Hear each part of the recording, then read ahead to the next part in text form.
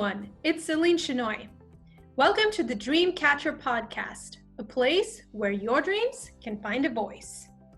If you ever found yourself forgetting where you left your keys or blanking out during a test or a meeting, then you probably wished you had a memory that was a little better. So, if you're one of those people who want to find out how to unlock your natural ability to learn and remember anything instantly, then you're in luck. Because my guest is a pro in this field. Dr. Anthony Metivier is an experienced memory expert and the author of a dozen best-selling books on this topic. He has taught thousands of students in 3 different countries. He is also the creator of the acclaimed magnetic memory method. Anthony joins me in this episode to offer his insights into various aspects of our memory, such as the role genetics, lifestyle, and physical state play in our ability to remember things. And of course, he offers tips on how we can improve our memory and make them stick. You definitely do not want to miss this one. And remember, if you enjoy this type of content, please do subscribe to my newsletter. Hi, Anthony. It's so great to have you on the show. Thank you for making the time to be here with all of us. How are you doing today? Oh, I'm doing great. Thanks for having me, Celine. Yeah, I'm excited that we could get together to have this conversation about how we can improve our memory and hopefully remember most things. Yes, well, it's something that's imminently doable and easier than a lot of people think. So, and it really helps if you think about what you want to remember so you can practice with very specific things, and then you'll get a general boost on, most things or anything really. I wouldn't say everything because that would make people a little bit crazy, I think, if they remembered everything.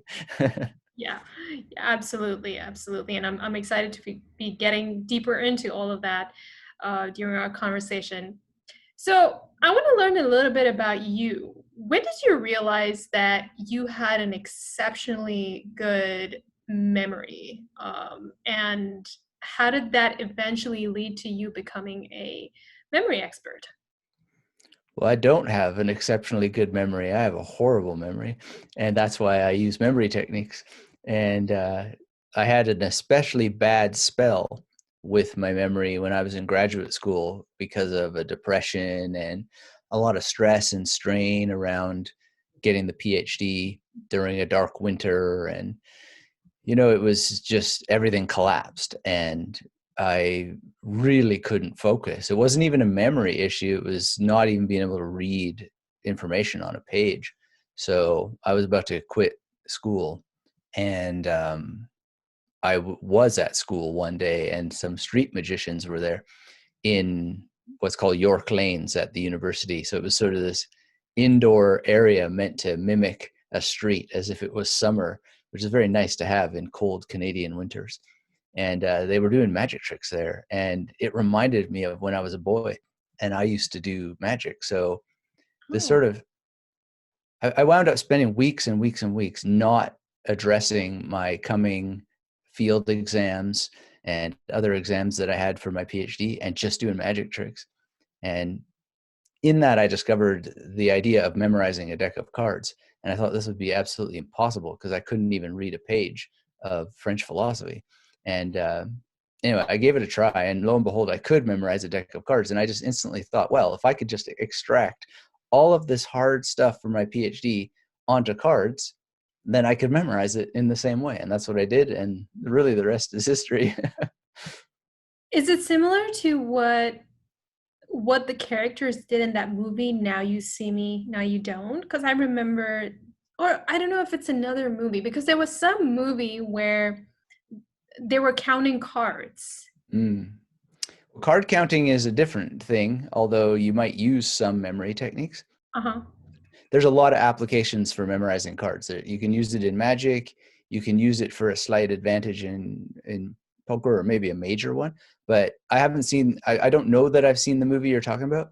But in blackjack, there's about a 2% advantage you can get from being able to count cards.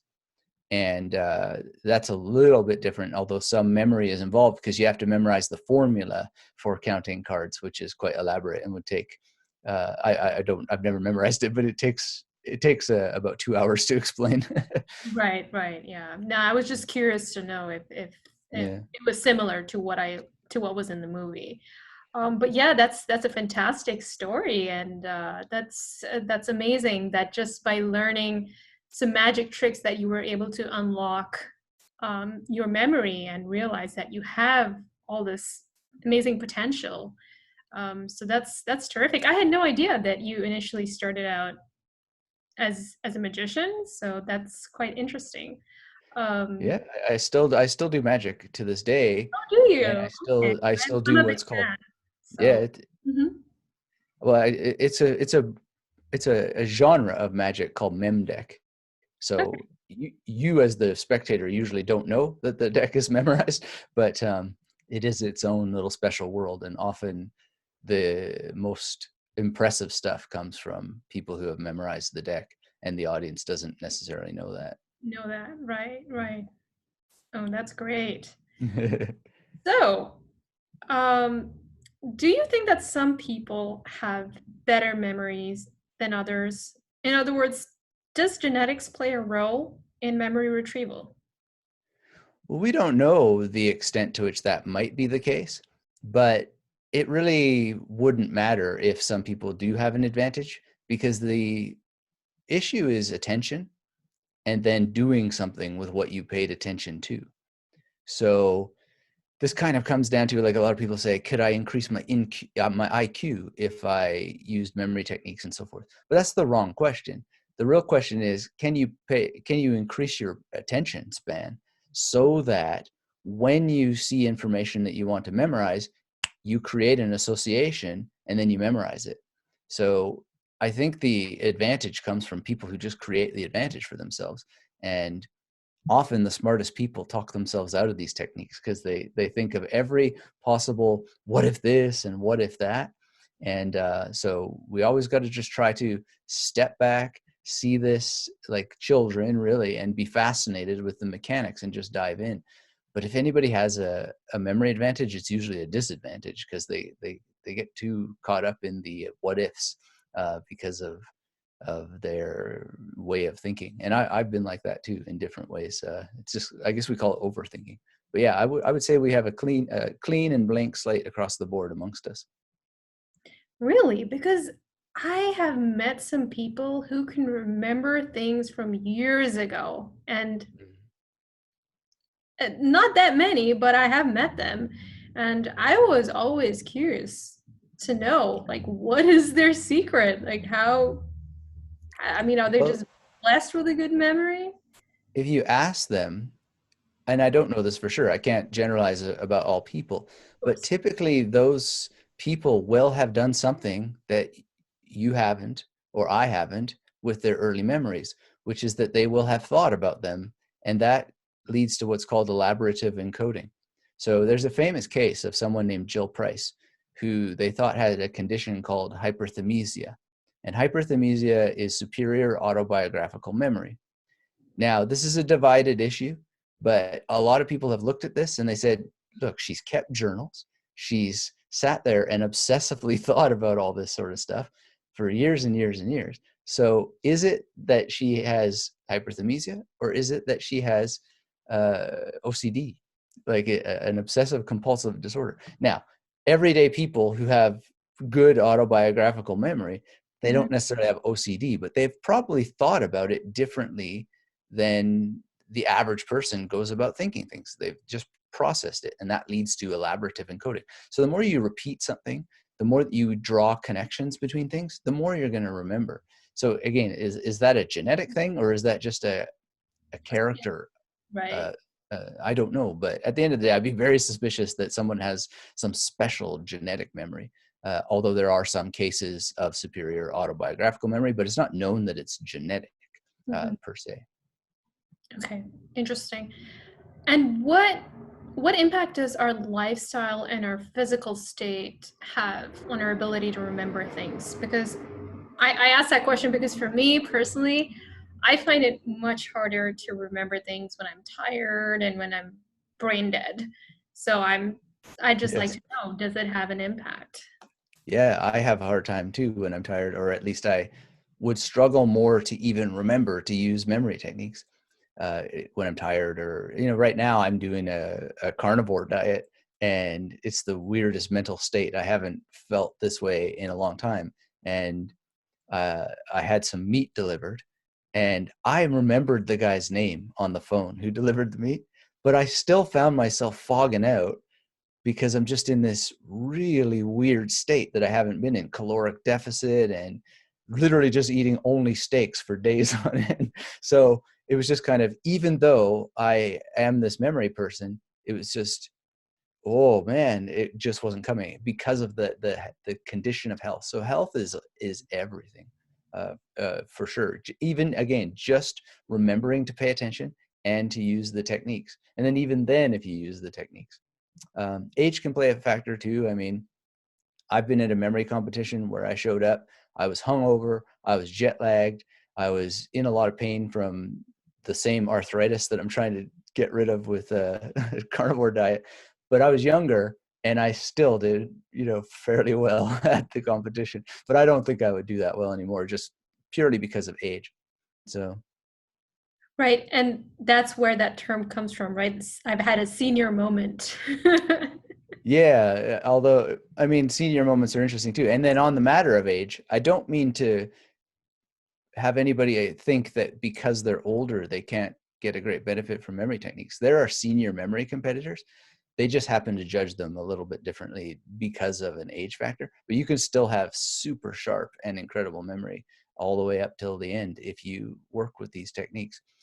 But again, if you're doing diet experiments and so forth, you might find yourself having a couple rough days here and there.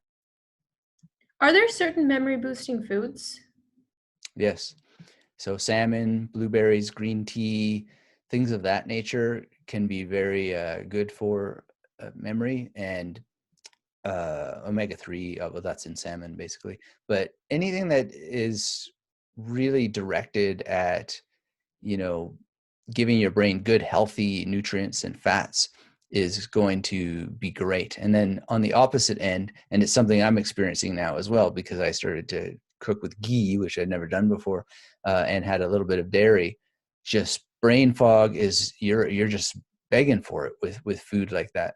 And that doesn't mean you cut it out. It's just you got to be aware of it. And yeah, so I would really look into it. I'm not a nutritionist or anything like that, but there's a lot of foods. The thing really to think about in your food dietary profile is, I think of this in the ancient Sanskrit. There's sattvic foods, and there's rajasic foods, and tamasic foods. And tamasic foods are foods that make you feel lazy.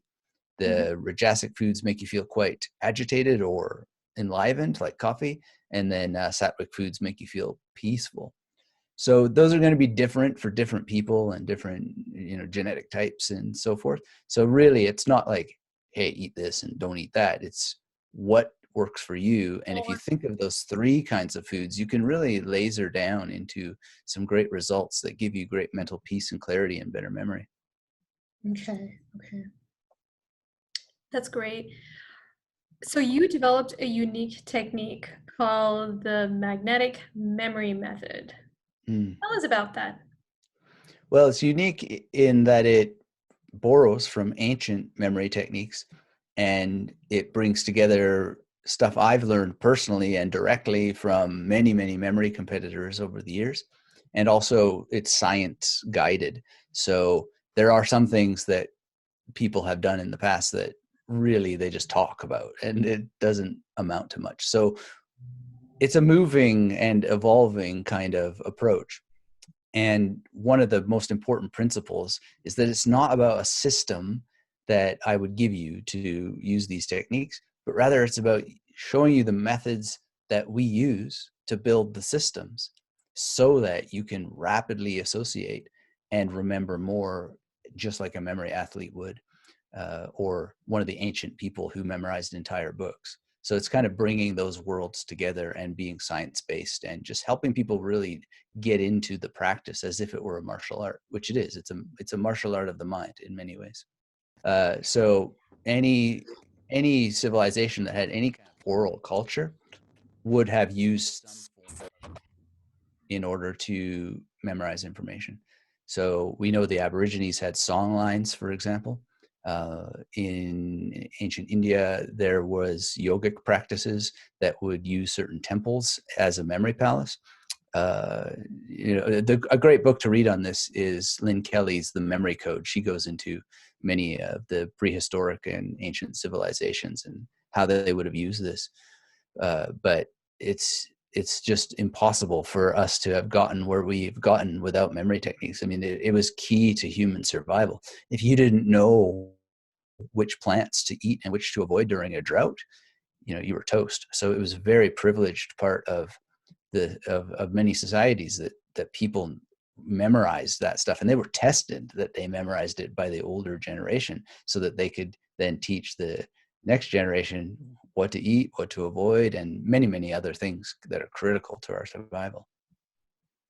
Do you think it's a challenge for us to encode and memorize things because of all the stimulation that and everything that we're exposed to on social media and everything happening outside in the world? We're just overstimulated right now. So does that make it more challenging for us to remember things? It doesn't. It doesn't. It's a weird moment in history because our attention, I mean, everything comes back to attention. Are you paying attention? And then are you doing something with the information? So I think we've always been overloaded with information, but we're certainly feeling like we're more overloaded with information, but it's just so much more irrelevant information. And that can impede our ability to focus. But nobody stops us from saying, hey, I'm going to turn off these notifications. I'm going to not browse this app. I'm going to just focus. So it's a yes and no thing. And the renaissance in memory techniques coming back since the dawn of the internet and all throughout the internet is just a key sign of how important these techniques are, not just so that we remember more, but so that we remember to turn off the noise, because the noise was always there. There was always the call of the body to survive. There was always some conflict with this or that individual in the town square. There was always something going on. It's just a matter of, are we as individuals rising to the call to break through the noise and actually pay attention to information that matters and then get it into our memory? That's universal. That's never going away, and it was always here. So But that does require some discipline, Anthony, and it does require you to like set everything aside and just really focus. And I think that's where people find the challenge, really. yeah, I just think it's a historical fallacy to think that that's new. I mean, I read a lot of Zen, and you go back to the 1300s, and there are monks saying the same thing. They're like, Mhm. look, if you really want to focus and train, you've got to decide: are you going to go into the marketplace and trade your silks and your salt, and get all involved in anger and hatred and spite and jealousy and yada yada yada, or you're going to sit and meditate? You Mhm. know, pick your battle, and it's just, nothing's different. Nothing's changed in that realm. Yes. So it's a choice, is what you're saying. Yeah. And what I would say, to the point of, is it more distracting now? It may be the case that less people are getting the message of the choice. There is a choice. But I'm skeptical of that, because there's just, Tony Robbins is advertising to me every day on Instagram. So Yeah, yeah. Me too.